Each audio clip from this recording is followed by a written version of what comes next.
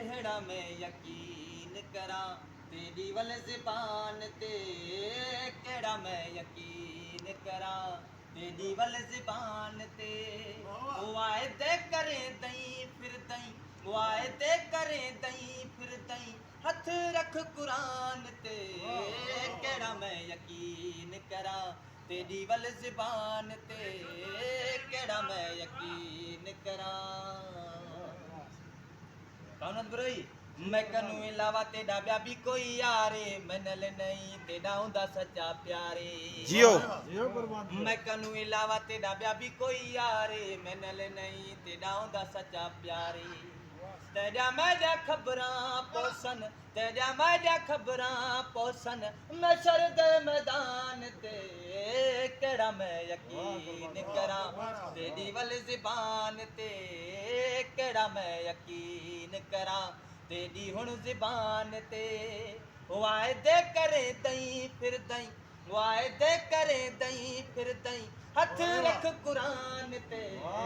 केड़ा मैं यकीन करा तेरी वल ज़बान ते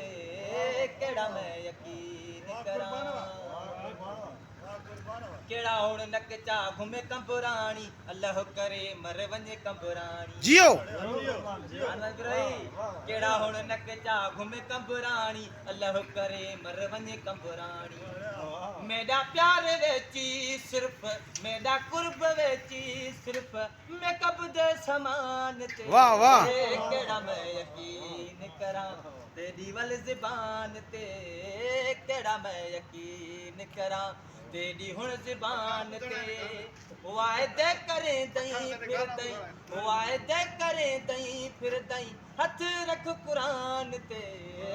केड़ा मैं यकीन करा तेरी वल ज़बान ते केड़ा मैं यकीन करा। वाह वाह वाह वाह माशाल्लाह तमाम बेहतरीन। तो दोस्तों ही हुयो सिंगर कुर्बान अली बंसी जिते सकरन 0 पॉइंट जो सो PO100 पंप ते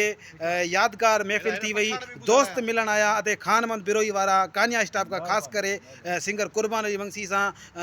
मामे हाजी हैदर जे तावन सां जीअं कुर्बान अली बंसी जो आहे हिते दर्द भरियो पंहिंजो आवाज़ कढियो त ॿिया बि काफ़ी सारा जेके आहिनि से ख़ैबर पख्तूनख्वा जा डेवर वग़ैरह गॾु थी विया ऐं ॿुधण लाइ मक़सदु हिननि खे ॿोली सम्झ में कान थी अचे बहरहाल वरी बि जेको आहे सो आवाज़ु ॿुधण लाइ ख़ाली ॿोली कोन था अचे हीअ ॾिसो पठान। त दोस्तो जावेद वरड़ कीअं बाबा ज़बरदस्त ज़बरदस्त त माशाल्लाह तमामु बहितरीन आवाज़ हो वधीक जेको आहे सो कुछ अदे खानमंद साहब जन का पूछूं था अदा कीअं ही बशीर जतोई जो गानो तव्हांजी नज़र में पेश कयो सिंगर कुर्बान अली बंसी कीअं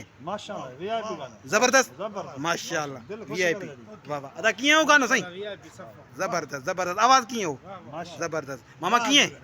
माशाल्लाह। त दोस्तों इन सां गॾु गॾु मूंखे ॾींदा इजाज़त अगरि तव्हां मुंहिंजे हिन चैनल सिंधी न्यूज़ स्टार ते नवां आया आहियो त मुंहिंजे हिन चैनल खे सब्सक्राइब कयो बेल आइकन जी घंटी खे प्रेस कयो त मुंहिंजी अचण वारी वीडियो जो नोटिफिकेशन तव्हां ताईं बर वक़्तु पहुची सघे। त सिंध सलामत साथ सलामत अल्लाह ख़ैर कंदो।